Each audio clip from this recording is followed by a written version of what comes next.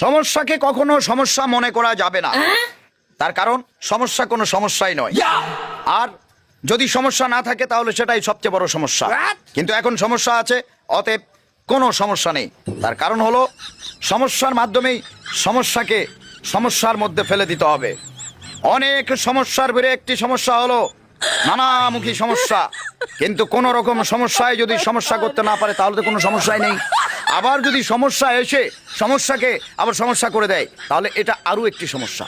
সমস্যা নিয়ে কোন রকম কোনো সমস্যা মনে করবেন না। সকল সমস্যায় কোনো সমস্যাই নয়, আবার কোনো সমস্যাই নয়, এটি সবচেয়ে বড় সমস্যা। সবকিছুর মূলে সমস্যা থেকেই সমস্যা, সমস্যার ভিড়েই সমস্যা। সমস্যাকে সমস্যার মাধ্যমে সমস্যাকেই সমস্যা করে দিতে হবে। অতএব কোনো রকম কোনো সমস্যা নিয়ে আর কোনো সমস্যা নেই। সকল সমস্যা অলরেডি এখন সমস্যার মধ্যে পড়ে গিয়েছে। আপাতত সমস্যাকে সমস্যা করে দিয়ে আমি নিজেই একটা সমস্যা হয়ে গেছি, আর কোনো সমস্যা নেই।